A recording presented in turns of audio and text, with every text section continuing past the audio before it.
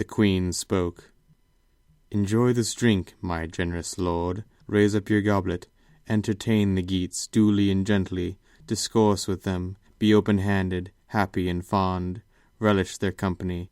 But recollect as well all of the boons that have been bestowed on you. The bright court of Heorot has been cleansed, and now the word is that you want to adopt this warrior as a son.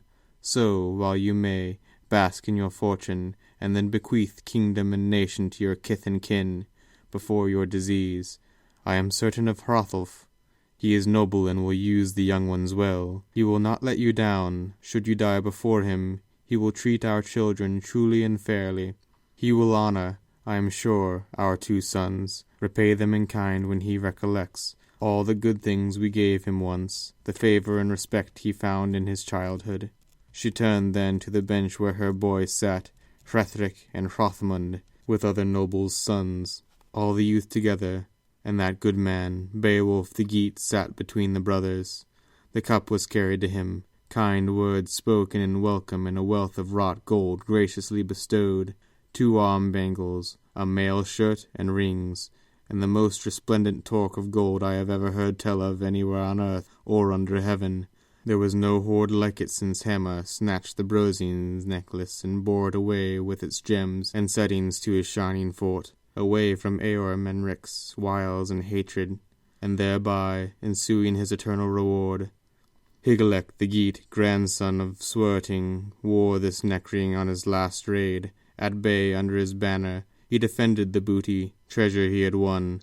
Fate swept him away because of his proud need to provoke a feud with the Frisians. He fell beneath his shield, in the same gem-crusted, kingly gear he had worn when he crossed the frothing wave vat. So the dead king fell into Frankish hands. They took his breastmail, also his neck-torque, and punier warriors plundered the slain. When the carnage ended, Geat corpses covered the field. Applause filled the hall. Then Wealhtheow pronounced in the presence of the company, "Take delight in this torque, dear Beowulf. Wear it for luck, and wear also this mail from our people's armory. May you prosper in them. Be acclaimed for strength, for kindly guidance to these 2 boys, and your bounty will be sure. You have won renown. You are known to all men, far and near, now and forever. Your sway is wide as the wind's home, as the sea around cliffs, and so, my prince, I wish you a lifetime's luck and blessings.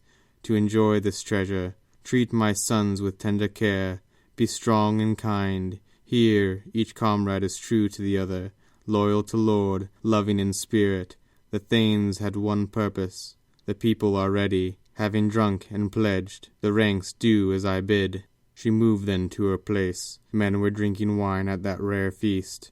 How could they know fate, the grim shape of things to come, the threat looming over many thanes? As night approached, the king's Hrothgar prepared to retire to his quarters. Retainers in great numbers were posted on guard, as so often in the past.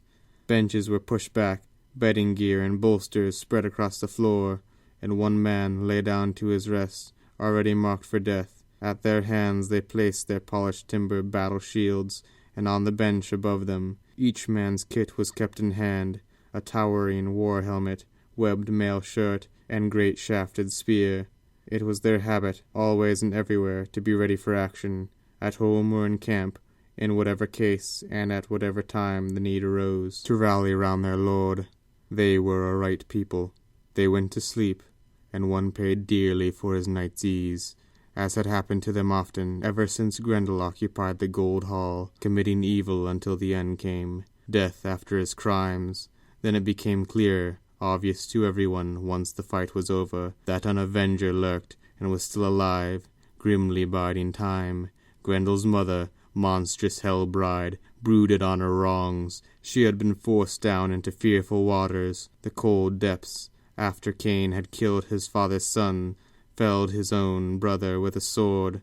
Branded an outlaw, marked by having murdered, he moved into the wilds, shunned company and joy, and from Cain there sprang misbegotten spirits, among them Grendel, the banished and accursed, due to come to grips with that watcher in Heorot, waiting to do battle. The monster wrenched and wrestled with him, but Beowulf was mindful of his mighty strength, the wondrous gifts God had showered on him. He relied for help on the Lord of all, on his care and favour. So he overcame the foe, brought down the hell-brute, broken and bowed, outcast from all sweetness, the enemy of mankind made for his death then. But now his mother had sallied forth on a savage journey, grief-racked and ravenous, desperate for revenge. She came to Heorot. There, inside the hall, Danes lay asleep, earls who would soon endure a great reversal. Once Grendel's mother attacked and entered. Her onslaught was less, only by as much as an Amazon warrior's strength is less than an armed man's when the hefted sword, its hammered edge, and gleaming blade slathered in blood, raises the sturdy boar-ridge of a helmet. Then, in the hall, hard-honed swords were grabbed from the bench, many a broad shield lifted and braced. There was little thought of helmets or woven mail when they woke in terror.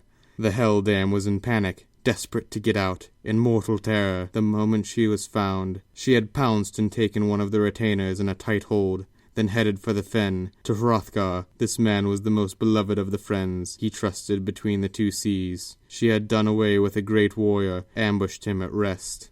Beowulf was elsewhere. Earlier, after the award of the treasure, the Geat had been given another lodging. There was an uproar in Heorot. She had snatched their trophy, Grendel's bloodied hand. It was a fresh blow to the afflicted Bon. The bargain was hard, both parties having to pay for the lives of friends, and the old lord, the grey-haired warrior, was heart-sore and weary when he heard the news. His highest-placed adviser, his dearest companion, was dead and gone. Beowulf was quickly brought to the chamber. The winner of fights, the arch-warrior, came first footing in with his fellow troops to where the king in his wisdom awaited, still wondering whether Almighty God would ever turn the tide of his misfortunes. So Beowulf entered with his band in attendance, and the wooden floorboards banged and rang as he advanced, hurrying to address the prince of the Ingwins, asking if he'd rested, since the urgent summons had come as a surprise. Then Hrothgar, the shielding's helmet, spoke. "Rest? What is rest? Sorrow has returned. Alas for the Danes! Aeschere is dead. He was Yermanlef's elder brother, and a soulmate to me, a true mentor, my right-hand man when the ranks clashed and our boar crests had to take a battering in the line of action. Aeschere was everything the world admires in a wise man and a friend. Then his roaming killer came in a fury, and slaughtered him in Heorot, where she is hiding, glutting on the corpse, and glorying in her escape. I cannot tell. She has taken up the feud, because of last night, when you killed Grendel, wrestled and racked him in a ruinous combat. Since for too long he had terrorized us with his depredations, he died in battle, paid with his life, and now this powerful other one arrives, this force for evil, driven to avenge her kinsman's death. Or so it seems to thanes in their grief, and the anguish every thane endures at the loss of a ring-giver, now that the hand that bestowed so richly has been stilled in death.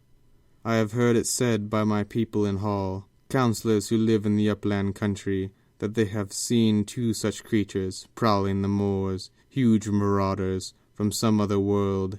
One of these things, as far as anyone can discern, looks like a woman. The other, warped in the shape of a man, moves beyond the pale, bigger than any man, an unnatural birth, called Grendel by country people in former days.